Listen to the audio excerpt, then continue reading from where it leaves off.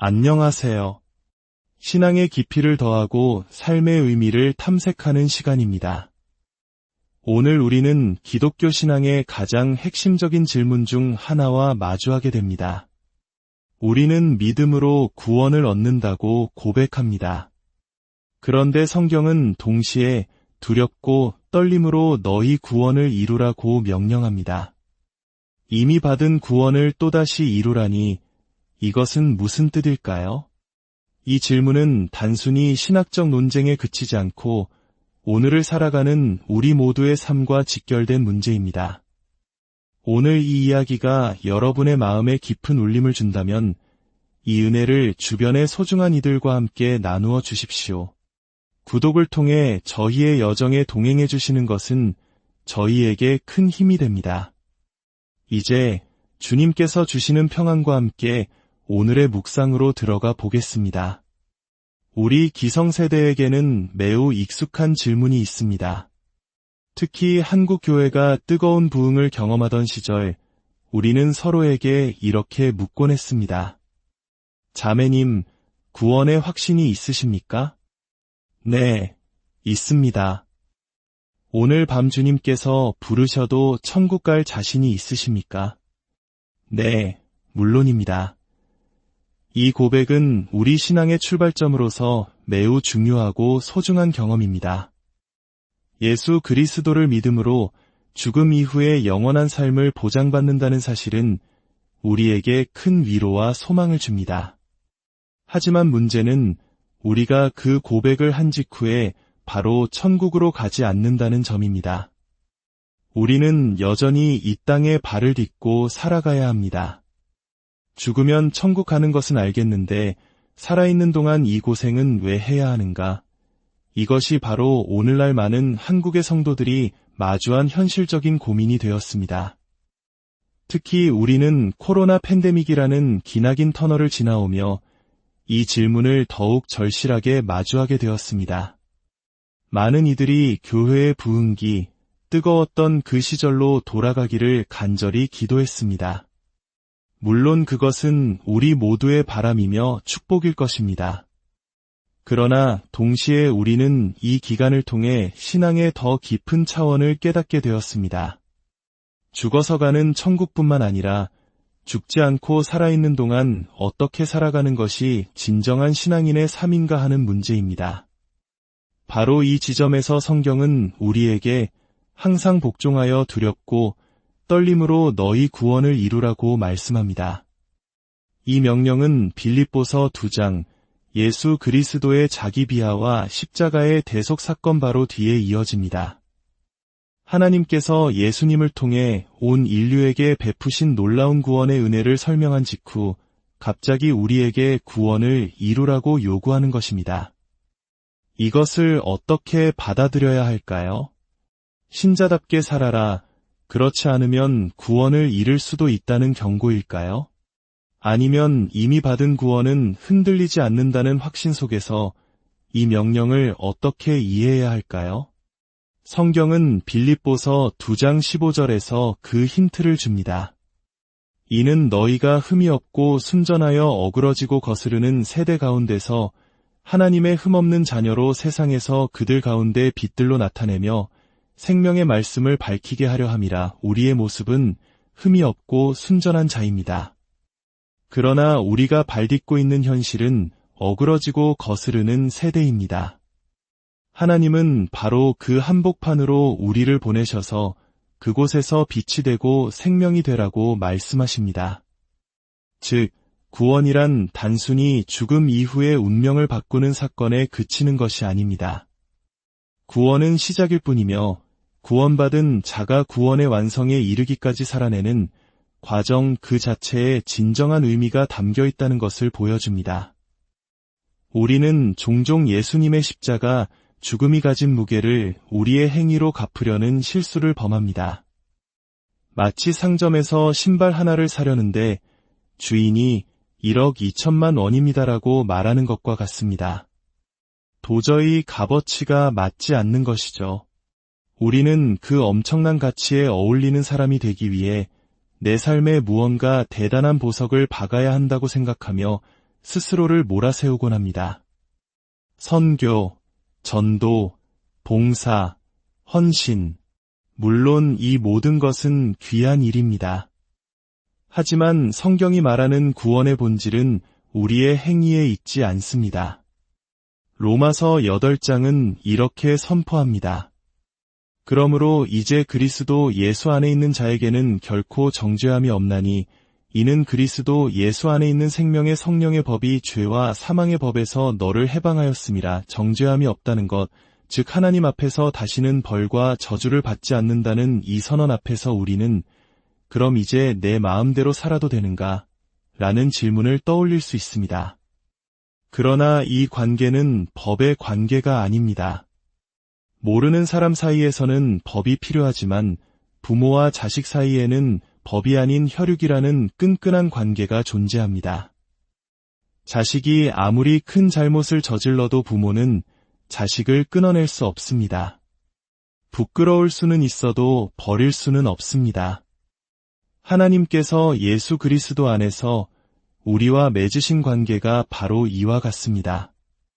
이것을 성경은 믿음이라고 부릅니다. 믿음은 자격이나 조건 혹은 우리의 선택이 아닙니다. 하나님께서 우리를 향해 나는 결코 너를 포기하지 않겠다고 선언하신 깨어지지 않을 의리의 관계입니다. 우리는 한편이며 같이 살고 같이 죽는 운명 공동체라는 하나님의 약속입니다. 이것이 바로 로마서 7장에서 사도 바울이 토해냈던 절규, 오호라 나는 곤고한 사람이로다. 이 사망의 몸에서 누가 나를 건져내랴. 에 대한 유일한 해답입니다. 내 마음으로는 하나님의 법을 따르고 싶지만 내 육신은 죄의 법을 따르는 이 끔찍한 갈등 속에서도 하나님은 더 이상 나를 죄와 사망의 법으로 심판하지 않으시고 생명과 성령의 법으로 대하시겠다고 약속하셨기 때문입니다. 그렇다면 하나님은 왜 우리를 이 어그러지고 거스르는 세대 한가운데 두셨을까요? 그 이유는 바로 그곳이 우리를 흠없고 순전한 자로 빚어가시는 하나님의 작업장이기 때문입니다. 그 혼돈의 세상 속에서 빛과 생명이 되는 법을 배우게 하시는 것입니다. 이것이야말로 구원이 진정으로 목적하는 바이며 구원받은 자에게 요구되는 삶의 내용입니다. 로마서 12장은 이를 더 구체적으로 설명합니다. 너희 몸을 하나님이 기뻐하시는 거룩한 산 제물로 드리라. 너희는 이 세대를 본받지 말고 오직 마음을 새롭게 함으로 변화를 받아 하나님의 선하시고 기뻐하시고 온전하신 뜻이 무엇인지 분별하도록 하라. 우리는 이 구절을 읽으며 그래, 착하게, 경건하게, 순종하며 살아야지라고 막연하게 생각하기 쉽습니다. 하지만 바울은 곧이어 아주 현실적인 목록을 제시합니다. 예언, 섬김, 가르침, 위로, 구제, 다스림, 긍휼 베푸는 일. 이 모든 것은 거창한 구호가 아닙니다. 이 말씀의 핵심은 이것입니다. 내가 할 수 있는 것을 해라.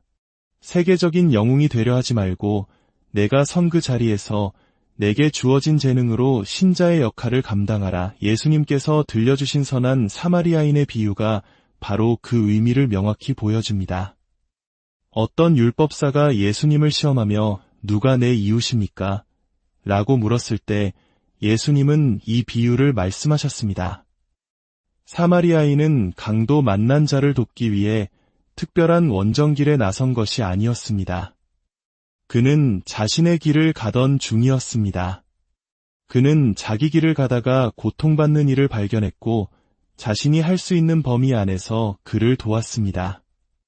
응급처치를 하고 여관에 맡기고 비용을 지불하고 다시 돌아와 정산하겠다고 약속한 뒤 그는 다시 자기의 길을 갔습니다.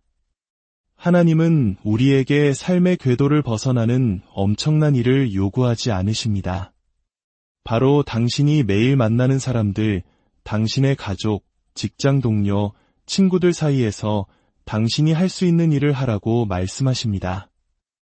때로 그 이웃은 우리에게 가장 큰 기쁨이자 동시에 가장 큰 왼수처럼 느껴지기도 합니다. 특히 결혼 관계가 그렇습니다. 결혼은 단순히 사랑만 하려고 하는 것이 아니라 누구도 대신 살아줄 수 없는 고된 인생의 짐을 함께 나누어지기 위해 맺어지는 것입니다. 내 옆의 배우자 때문에 힘든 것이 아니라 인생이라는 공통의 시련을 함께 겪고 있다는 사실이 서로에게 위로가 되어야 합니다. 우리가 겪는 모든 고난과 갈등은 우리를 빚어가시는 하나님의 손길입니다. 영화 배너를 기억하십니까? 친구에게 배신당하고 노예로 전락한 배너의 마음은 복수심이라는 칼로 가득 차 있었습니다. 그는 마침내 원수를 갚았지만 그의 마음속 칼은 내려놓아지지 않았습니다. 그 칼을 내려놓게 한 것은 복수의 성공이 아니라 십자가 위에서 아버지여 저들을 사하여 주옵소서라고 외치시는 예수님의 목소리였습니다. 그 끔찍한 고난이 없었다면 그는 결코 용서라는 위대한 경지에 도달하지 못했을 것입니다. 고난은 우리로 하여금 용서를 배우게 합니다. 그리고 용서는 내가 누구인지, 하나님 안에서 나의 정체성과 가치가 얼마나 존귀한지를 깨달은 사람만이 할 수 있는 가장 고귀한 행위입니다. 하나님은 왜 그 아들을 십자가에 못 박으시는 고통스러운 방법을 택하셨을까요? 전지전능하신 분이 그저 한마디 말씀으로 세상을 구원하실 수도 있었을 텐데 말입니다. 그것은 우리에게 하나님이 어떤 분이신지를 친히 보여주시기 위함입니다. 하나님은 권력과 공포의 대상이 아니라 우리를 이해시키고 설득하기 위해 끝까지 자신을 내어주시는 사랑의 하나님이심을 보여주신 것입니다. 내가 어디까지 가야 내가 나를 사랑하는 것을 알겠니? 라고 외치는 아버지의 애통한 절규입니다. 우리는 그 사랑에 응답해야 합니다. 그 사랑을 깨달은 자는 더 이상 남을 비난하고 정죄함으로써 자신의 의로움을 증명하는 유치한 방법을 쓰지 않습니다. 남을 손가락질해야만 겨우 나의 존재를 확인할 수 있었던 가난하고 비참한 차원에서 구원받았기 때문입니다. 우리는 하나님을 모르는 세상 속에서 그들이 할 수 없는 것을 하며 살아갑니다. 그들은 폭력과 외면, 이기심으로 자신을 지키지만 우리는 다르게 살아갑니다. 너희를 박해하는 자를 축복하고 저주하지 말라고 성경은 말합니다. 악을 악으로 갚지 말고 선으로 악을 이기라고 말합니다. 이것은 악인을 회개시키라는 말이 아닙니다. 악인이 악한 역할을 하듯 너는 너에게 주어진 선한 역할을 잊지 말라는 뜻입니다. 우리가 살아가는 세상은 만만치 않습니다. 모두가 잔뜩 인상을 쓴 채 나를 건드리지 말라는 경계심 속에서 살아갑니다. 희망도 대안도 없는 그곳에서 우리 신자들만이 다른 존재로 서 있습니다. 우리의 얼굴에서, 우리의 말에서 폭력과 공포에 대한 긴장이 사라질 때 사람들은 우리를 통해 빛과 생명을 보게 될 것입니다. 정답을 말해주지 마십시오. 대신 공감하고 위로하며 함께 울고 함께 웃어주십시오. 그것이 우리가 세상 속에서 구원을 이루어가는 방식입니다. 우리가 겪는 현재의 고난은 장차 우리에게 나타날 영광과 비교할 수 없습니다. 이 고된 현실 속에서 우리는 때로 탄식합니다. 그러나 기억하십시오. 우리에게는 두 개의 든든한 보험이 있습니다. 첫째는 성령님입니다. 우리가 마땅히 기도할 바를 알지 못할 때에도 말할 수 없는 탄식으로 우리를 위해 친히 간구하시는 분입니다. 둘째는 하나님의 신실하신 의지입니다. 우리를 미리 아시고 부르시고 유롭다 하시고 마침내 영화롭게 하실 때까지 결코 우리를 포기하지 않으시는 하나님의 계획입니다. 하나님은 이미 우리를 영화롭게 하셨느니라고 완료형으로 말씀하십니다. 아직 이루어지지 않은 약속이지만 너무나 확실하기에 이미 완성된 것처럼 선포하시는 것입니다. 그러므로 인생의 어려움을 만날 때마다 기억하십시오. 바로 지금 하나님이 일하고 계십니다. 이 과정을 통해 나의 실력을 키우고 계십니다. 부족한 부분을 외면하지 마시고 한 걸음씩 더 나아가는 복되고 신비한 인생의 여정을 걸어가시기를 바랍니다. 하나님 아버지, 우리의 인생과 존재가 얼마나 복된 것인지를 다시 한번 확인하였으니 이제 힘써 믿음의 길을 전진하게 하옵소서. 세상이 우리를 이기지 못한다는 믿음을 가지고 모든 고난을 이겨내어 마침내 하나님의 영광을 드러내는 증인이 되게 하옵소서. 지금은 우리 주 예수 그리스도의 은혜와 우리 하나님 아버지의 극진하신 사랑과 성령 하나님의 동행하심이 주님의 자녀라는 이름으로 살아가는 삶의 기적을 확인하고 감사와 찬송을 드리며 각자의 삶의 자리로 돌아가 충성하기로 다짐하는 당신의 모든 자녀들 머리 위에 이제로부터 영원토록 함께 있을지어다. 안녕하세요. 신앙의 깊이를 더하고 삶의 의미를 탐색하는 시간입니다. 오늘 우리는 기독교 신앙의 가장 핵심적인 질문 중 하나와 마주하게 됩니다. 우리는 믿음으로 구원을 얻는다고 고백합니다. 그런데 성경은 동시에 두렵고 떨림으로 너희 구원을 이루라고 명령합니다. 이미 받은 구원을 또다시 이루라니 이것은 무슨 뜻일까요? 이 질문은 단순히 신학적 논쟁에 그치지 않고 오늘을 살아가는 우리 모두의 삶과 직결된 문제입니다. 오늘 이 이야기가 여러분의 마음에 깊은 울림을 준다면 이 은혜를 주변의 소중한 이들과 함께 나누어 주십시오. 구독을 통해 저희의 여정에 동행해 주시는 것은 저희에게 큰 힘이 됩니다.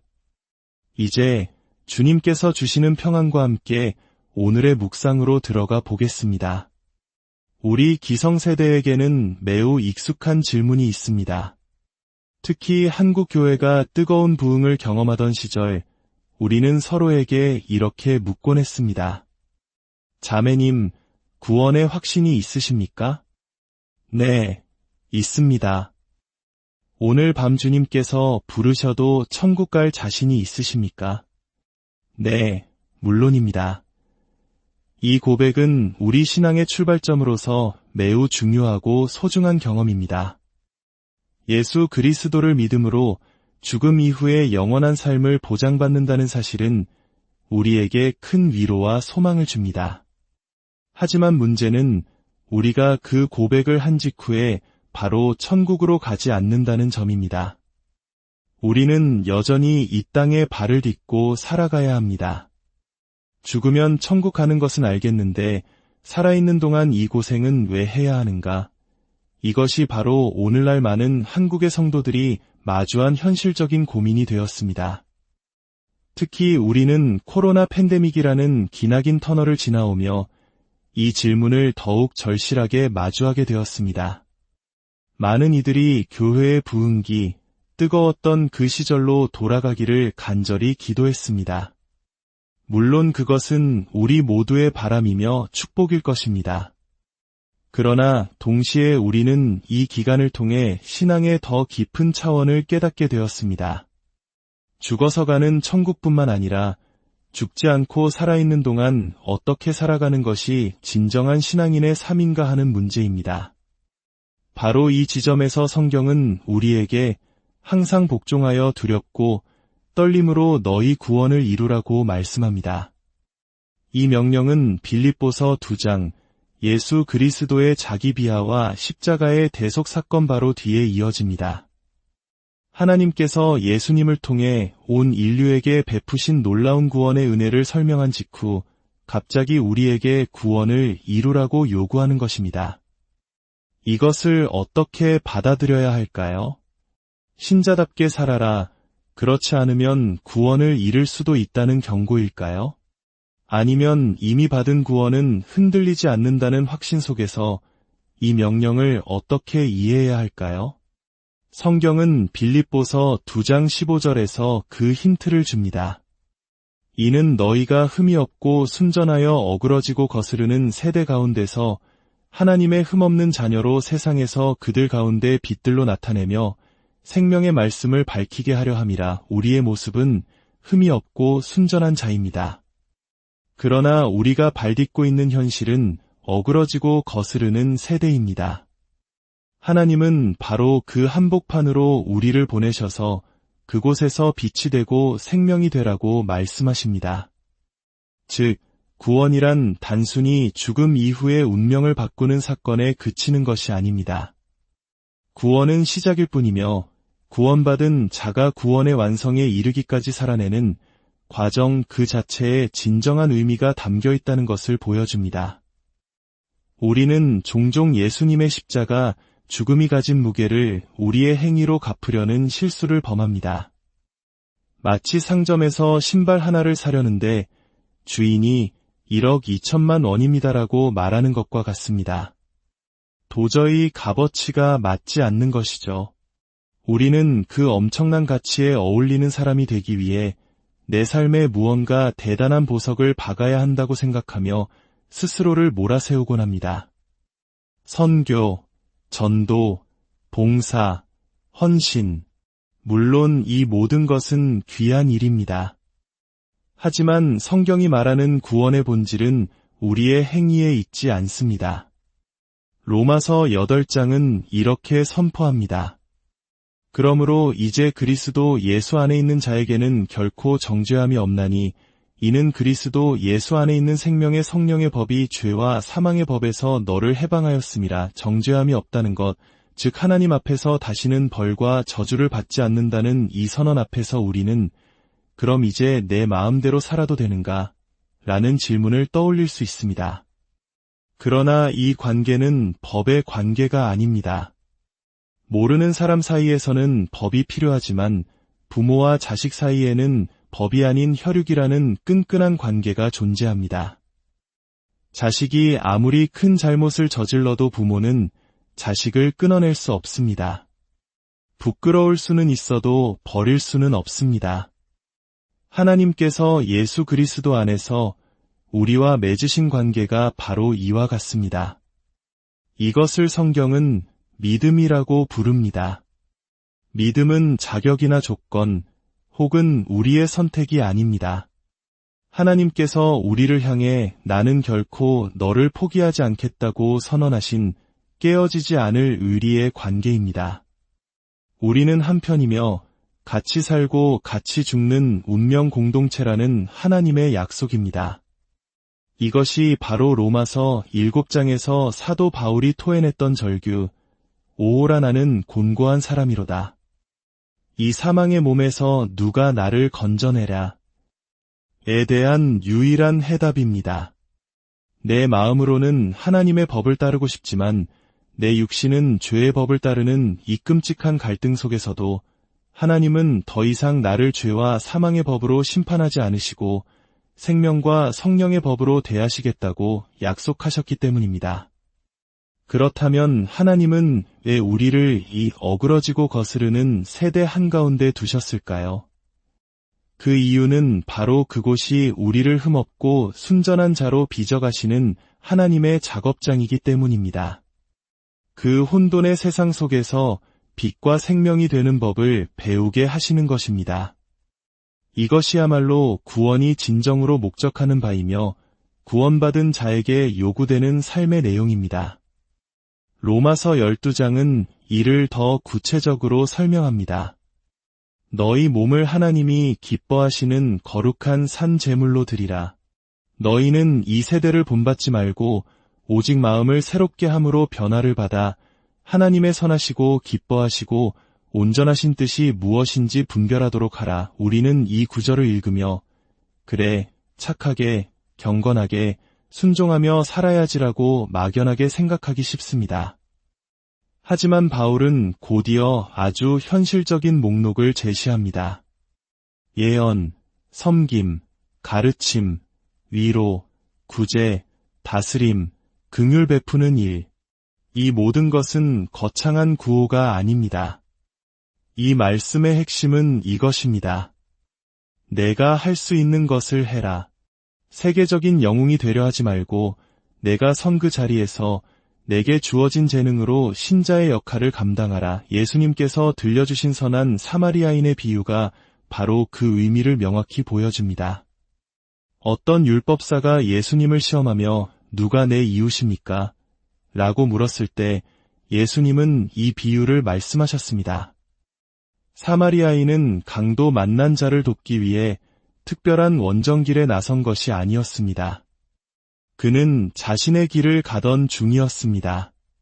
그는 자기 길을 가다가 고통받는 이를 발견했고 자신이 할 수 있는 범위 안에서 그를 도왔습니다. 응급처치를 하고 여관에 맡기고 비용을 지불하고 다시 돌아와 정산하겠다고 약속한 뒤 그는 다시 자기의 길을 갔습니다. 하나님은 우리에게 삶의 궤도를 벗어나는 엄청난 일을 요구하지 않으십니다.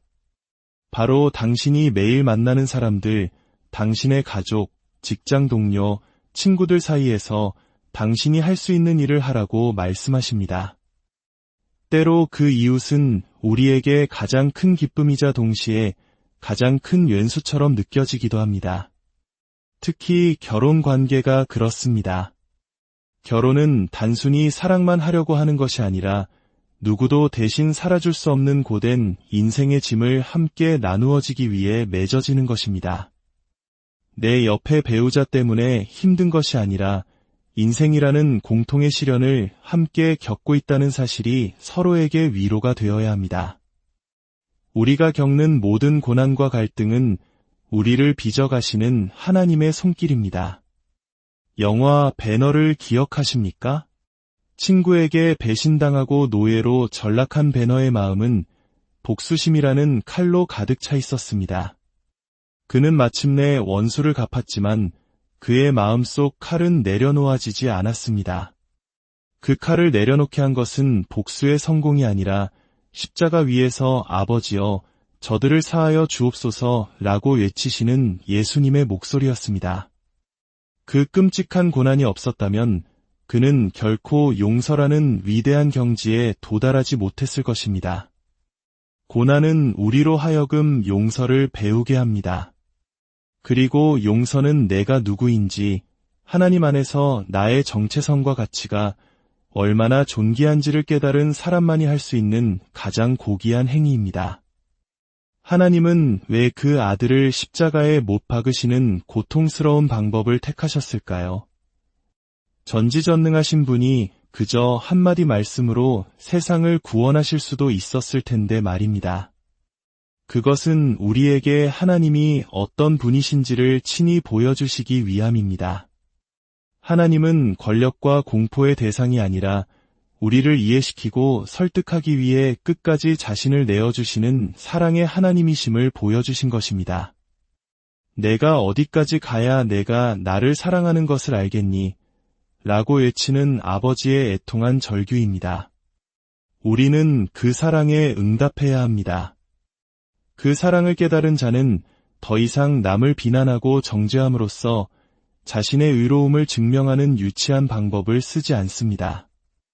남을 손가락질해야만 겨우 나의 존재를 확인할 수 있었던 가난하고 비참한 차원에서 구원받았기 때문입니다.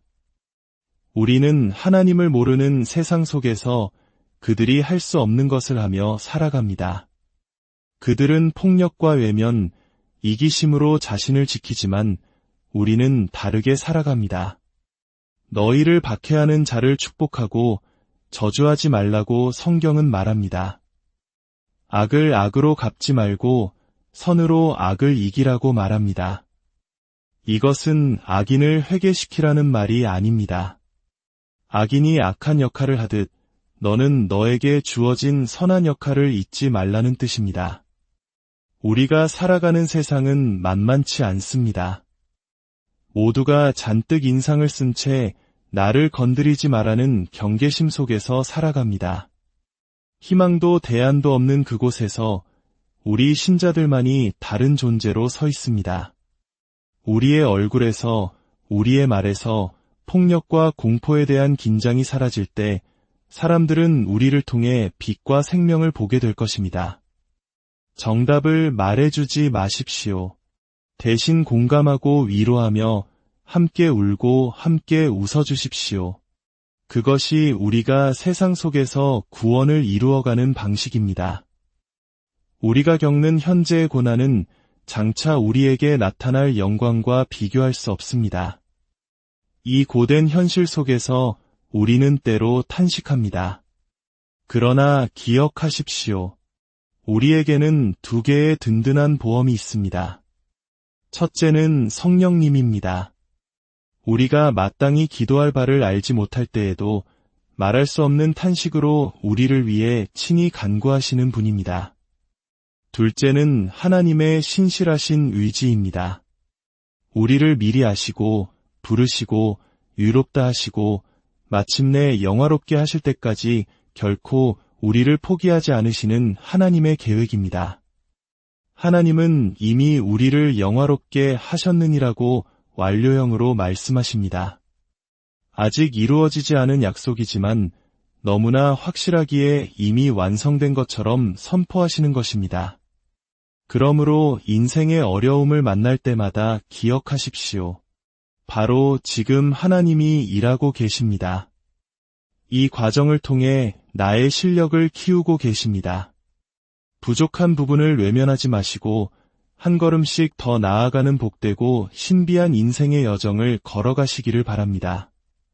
하나님 아버지, 우리의 인생과 존재가 얼마나 복된 것인지를 다시 한번 확인하였으니 이제 힘써 믿음의 길을 전진하게 하옵소서. 세상이 우리를 이기지 못한다는 믿음을 가지고 모든 고난을 이겨내어 마침내 하나님의 영광을 드러내는 증인이 되게 하옵소서. 지금은 우리 주 예수 그리스도의 은혜와 우리 하나님 아버지의 극진하신 사랑과 성령 하나님의 동행하심이 주님의 자녀라는 이름으로 살아가는 삶의 기적을 확인하고 감사와 찬송을 드리며 각자의 삶의 자리로 돌아가 충성하기로 다짐하는 당신의 모든 자녀들 머리 위에 이제로부터 영원토록 함께 있을지어다. 안녕하세요. 신앙의 깊이를 더하고 삶의 의미를 탐색하는 시간입니다.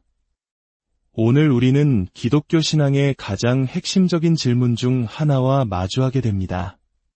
우리는 믿음으로 구원을 얻는다고 고백합니다. 그런데 성경은 동시에 두렵고 떨림으로 너희 구원을 이루라고 명령합니다. 이미 받은 구원을 또다시 이루라니 이것은 무슨 뜻일까요?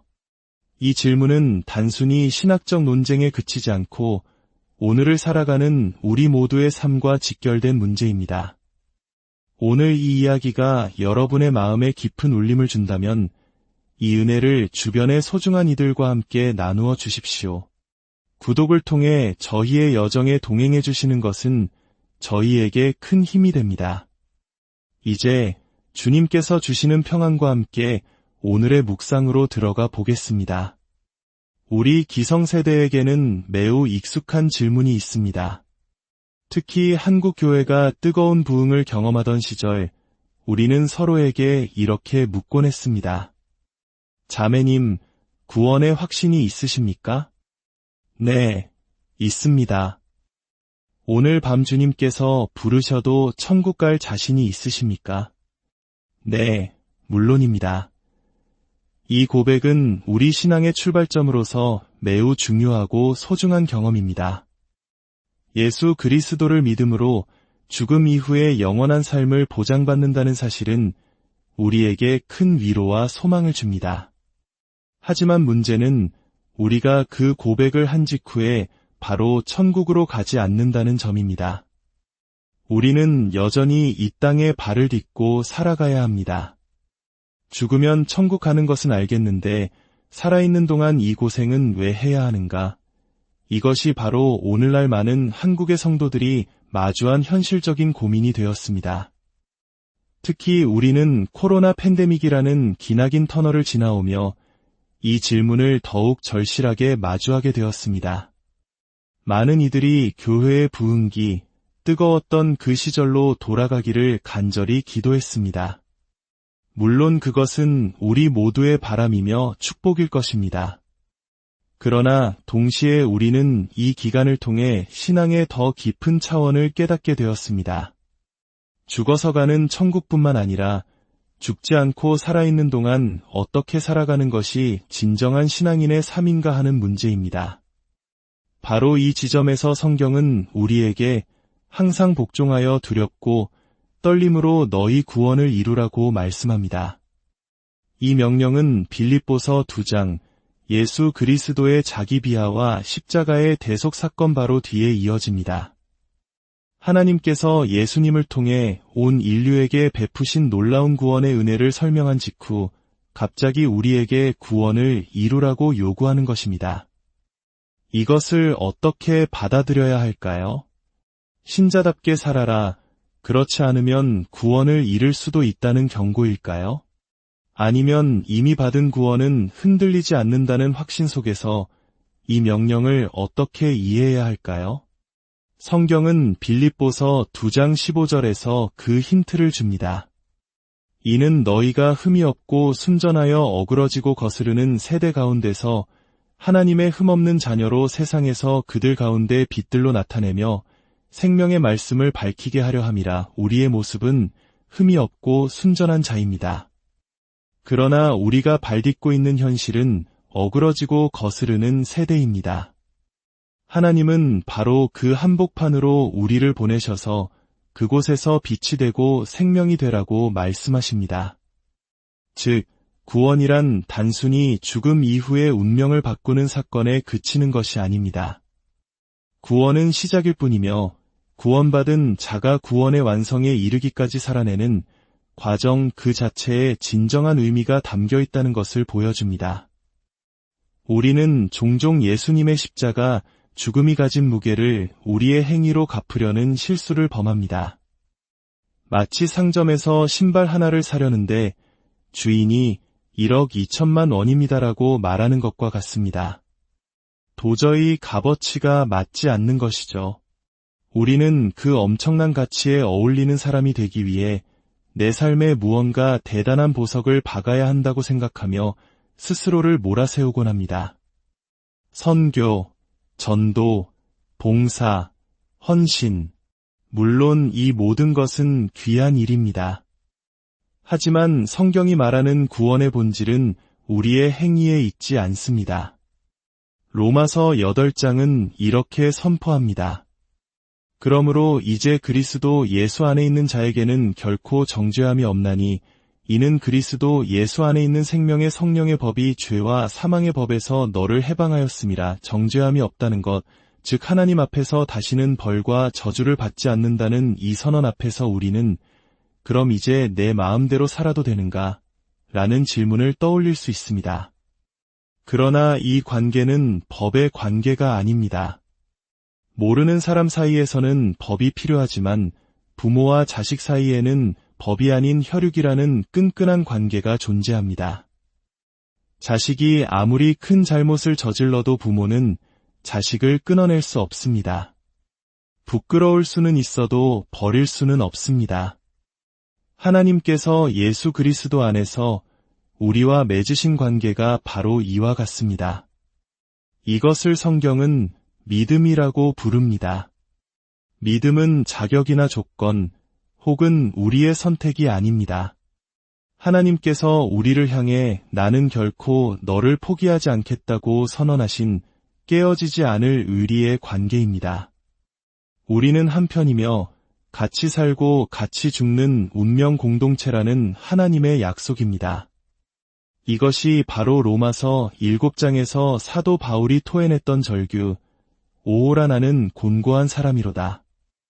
이 사망의 몸에서 누가 나를 건져내랴. 에 대한 유일한 해답입니다. 내 마음으로는 하나님의 법을 따르고 싶지만 내 육신은 죄의 법을 따르는 이 끔찍한 갈등 속에서도 하나님은 더 이상 나를 죄와 사망의 법으로 심판하지 않으시고 생명과 성령의 법으로 대하시겠다고 약속하셨기 때문입니다. 그렇다면 하나님은 왜 우리를 이 어그러지고 거스르는 세대 한가운데 두셨을까요? 그 이유는 바로 그곳이 우리를 흠없고 순전한 자로 빚어가시는 하나님의 작업장이기 때문입니다. 그 혼돈의 세상 속에서 빛과 생명이 되는 법을 배우게 하시는 것입니다.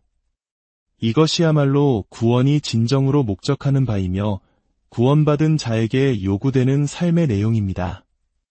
로마서 12장은 이를 더 구체적으로 설명합니다. 너희 몸을 하나님이 기뻐하시는 거룩한 산 제물로 드리라. 너희는 이 세대를 본받지 말고 오직 마음을 새롭게 함으로 변화를 받아 하나님의 선하시고 기뻐하시고 온전하신 뜻이 무엇인지 분별하도록 하라. 우리는 이 구절을 읽으며 그래, 착하게, 경건하게, 순종하며 살아야지라고 막연하게 생각하기 쉽습니다. 하지만 바울은 곧이어 아주 현실적인 목록을 제시합니다.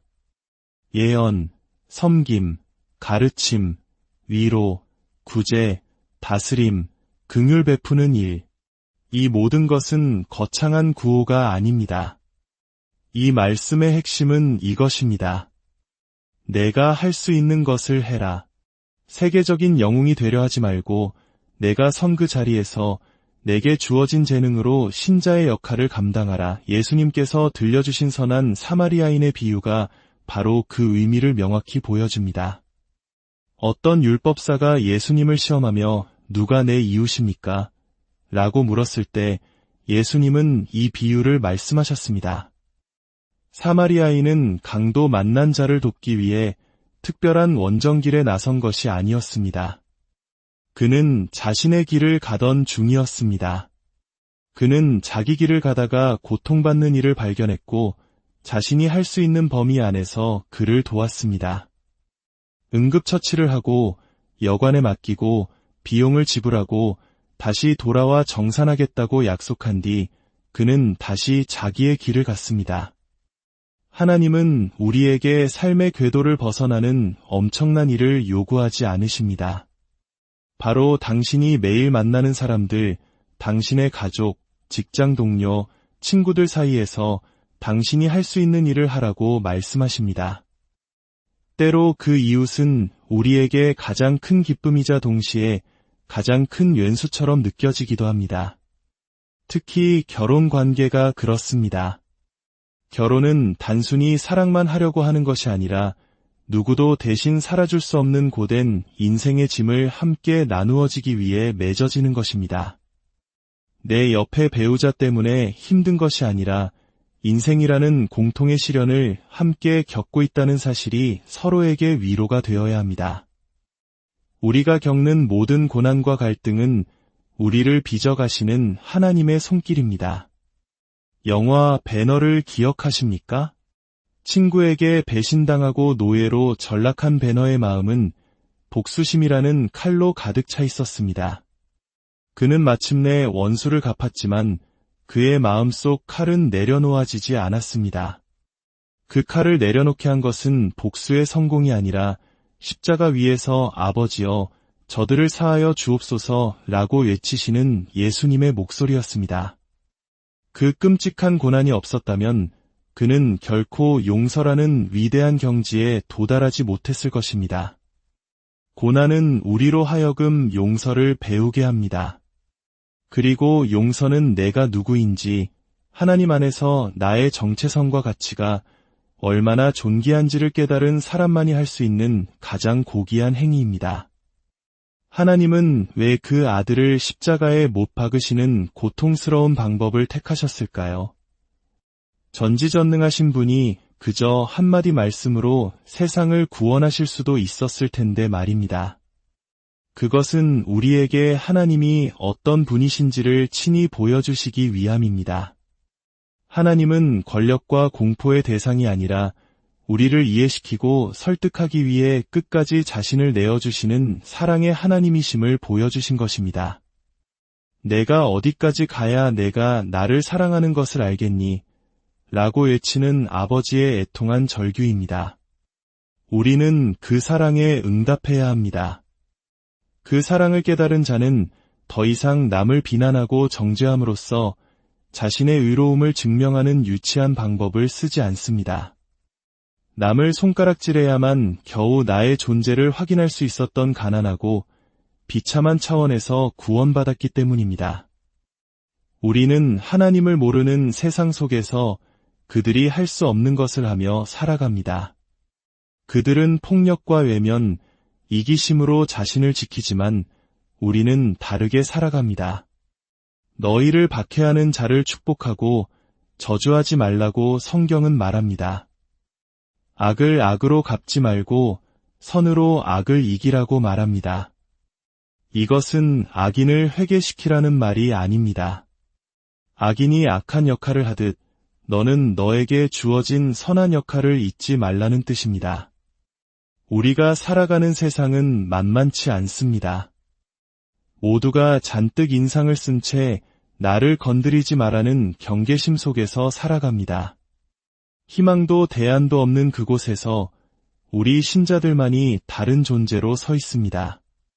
우리의 얼굴에서, 우리의 말에서 폭력과 공포에 대한 긴장이 사라질 때 사람들은 우리를 통해 빛과 생명을 보게 될 것입니다.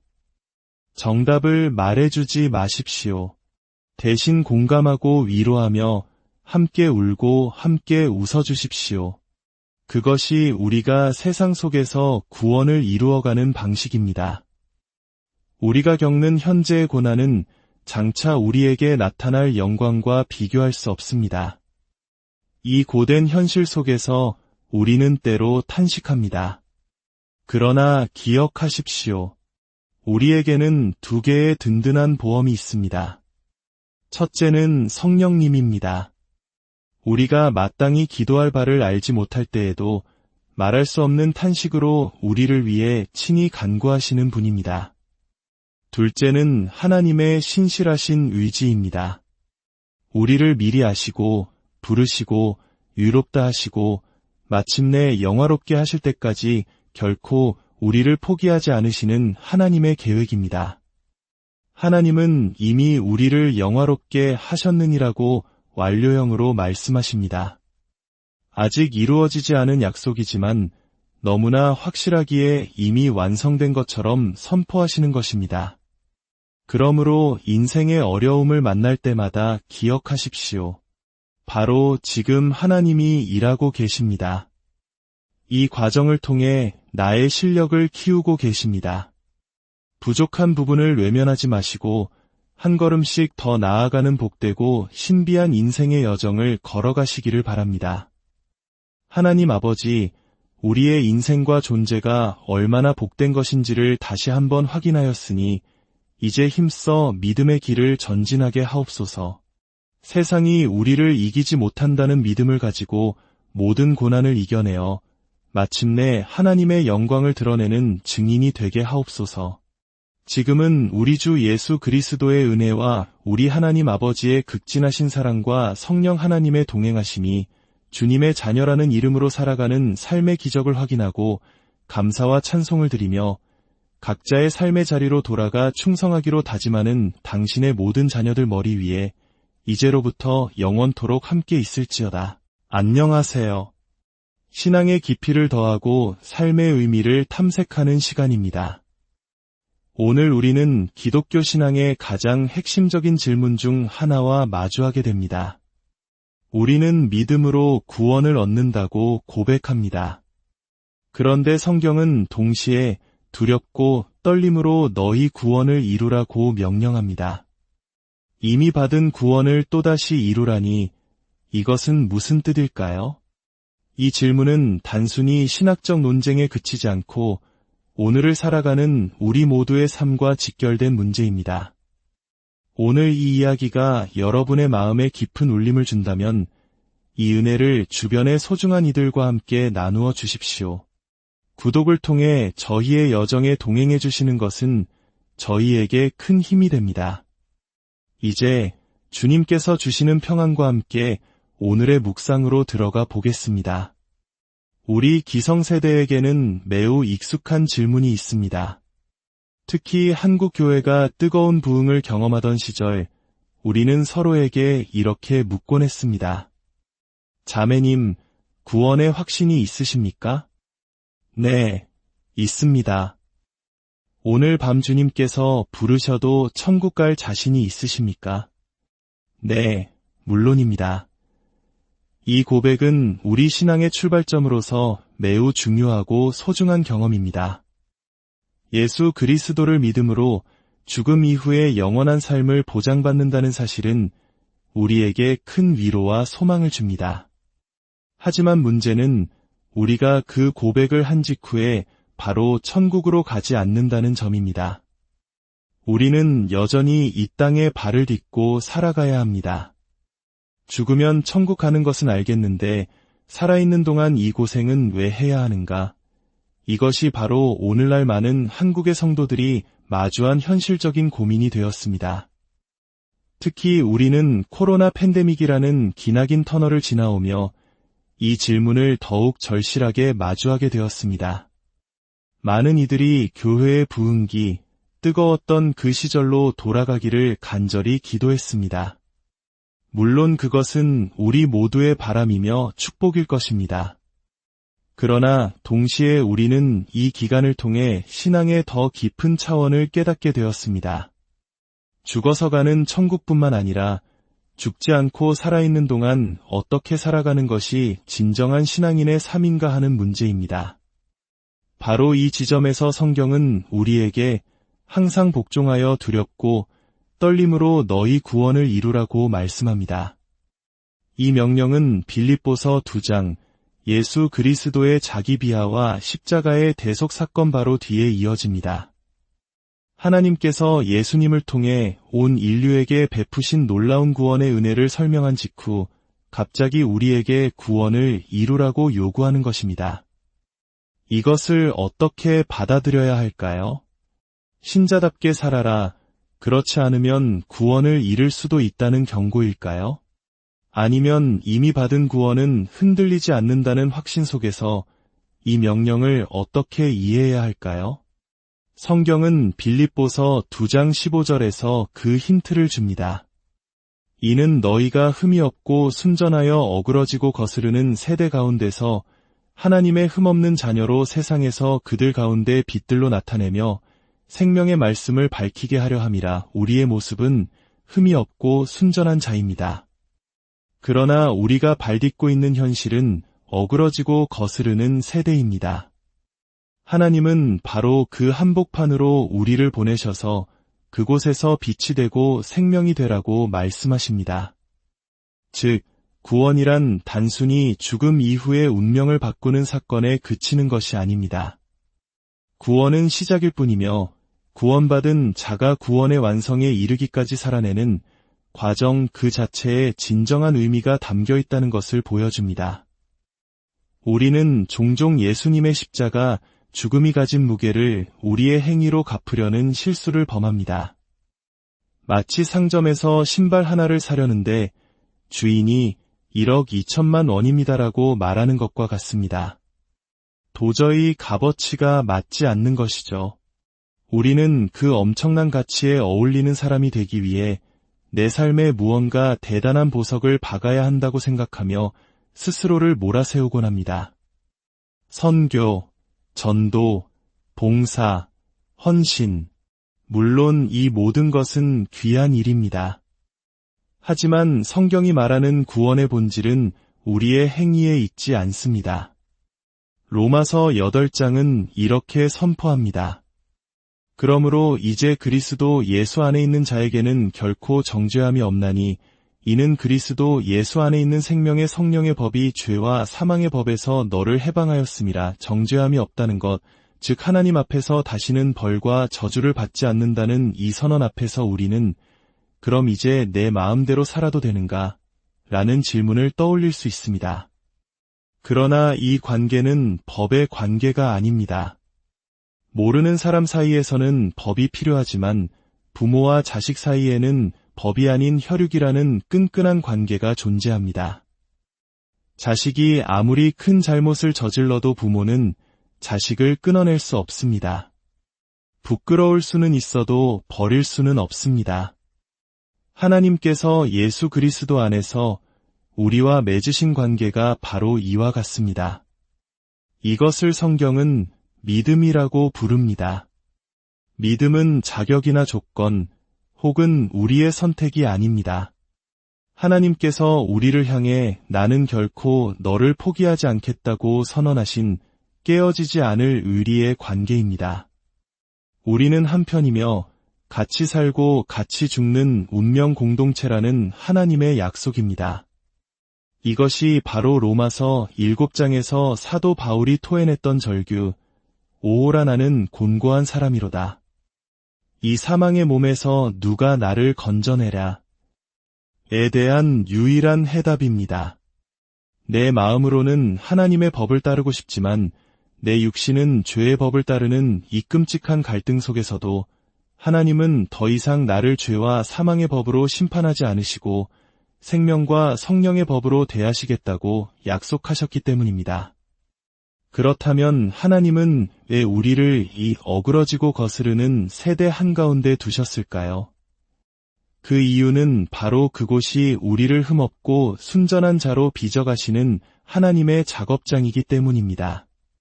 그 혼돈의 세상 속에서 빛과 생명이 되는 법을 배우게 하시는 것입니다. 이것이야말로 구원이 진정으로 목적하는 바이며 구원받은 자에게 요구되는 삶의 내용입니다. 로마서 12장은 이를 더 구체적으로 설명합니다. 너희 몸을 하나님이 기뻐하시는 거룩한 산 제물로 드리라. 너희는 이 세대를 본받지 말고 오직 마음을 새롭게 함으로 변화를 받아 하나님의 선하시고 기뻐하시고 온전하신 뜻이 무엇인지 분별하도록 하라. 우리는 이 구절을 읽으며 그래, 착하게, 경건하게, 순종하며 살아야지라고 막연하게 생각하기 쉽습니다. 하지만 바울은 곧이어 아주 현실적인 목록을 제시합니다. 예언, 섬김, 가르침, 위로, 구제, 다스림, 긍휼 베푸는 일. 이 모든 것은 거창한 구호가 아닙니다. 이 말씀의 핵심은 이것입니다. 내가 할 수 있는 것을 해라. 세계적인 영웅이 되려 하지 말고 내가 선 그 자리에서 내게 주어진 재능으로 신자의 역할을 감당하라. 예수님께서 들려주신 선한 사마리아인의 비유가 바로 그 의미를 명확히 보여줍니다. 어떤 율법사가 예수님을 시험하며 누가 내 이웃입니까? 라고 물었을 때 예수님은 이 비유를 말씀하셨습니다. 사마리아인은 강도 만난 자를 돕기 위해 특별한 원정길에 나선 것이 아니었습니다. 그는 자신의 길을 가던 중이었습니다. 그는 자기 길을 가다가 고통받는 이를 발견했고 자신이 할 수 있는 범위 안에서 그를 도왔습니다. 응급처치를 하고 여관에 맡기고 비용을 지불하고 다시 돌아와 정산하겠다고 약속한 뒤 그는 다시 자기의 길을 갔습니다. 하나님은 우리에게 삶의 궤도를 벗어나는 엄청난 일을 요구하지 않으십니다. 바로 당신이 매일 만나는 사람들, 당신의 가족, 직장 동료, 친구들 사이에서 당신이 할 수 있는 일을 하라고 말씀하십니다. 때로 그 이웃은 우리에게 가장 큰 기쁨이자 동시에 가장 큰 왼수처럼 느껴지기도 합니다. 특히 결혼 관계가 그렇습니다. 결혼은 단순히 사랑만 하려고 하는 것이 아니라 누구도 대신 살아줄 수 없는 고된 인생의 짐을 함께 나누어지기 위해 맺어지는 것입니다. 내 옆의 배우자 때문에 힘든 것이 아니라 인생이라는 공통의 시련을 함께 겪고 있다는 사실이 서로에게 위로가 되어야 합니다. 우리가 겪는 모든 고난과 갈등은 우리를 빚어가시는 하나님의 손길입니다. 영화 배너를 기억하십니까? 친구에게 배신당하고 노예로 전락한 배너의 마음은 복수심이라는 칼로 가득 차 있었습니다. 그는 마침내 원수를 갚았지만 그의 마음속 칼은 내려놓아지지 않았습니다. 그 칼을 내려놓게 한 것은 복수의 성공이 아니라 십자가 위에서 아버지여 저들을 사하여 주옵소서라고 외치시는 예수님의 목소리였습니다. 그 끔찍한 고난이 없었다면 그는 결코 용서라는 위대한 경지에 도달하지 못했을 것입니다. 고난은 우리로 하여금 용서를 배우게 합니다. 그리고 용서는 내가 누구인지, 하나님 안에서 나의 정체성과 가치가 얼마나 존귀한지를 깨달은 사람만이 할 수 있는 가장 고귀한 행위입니다. 하나님은 왜 그 아들을 십자가에 못 박으시는 고통스러운 방법을 택하셨을까요? 전지전능하신 분이 그저 한마디 말씀으로 세상을 구원하실 수도 있었을 텐데 말입니다. 그것은 우리에게 하나님이 어떤 분이신지를 친히 보여주시기 위함입니다. 하나님은 권력과 공포의 대상이 아니라 우리를 이해시키고 설득하기 위해 끝까지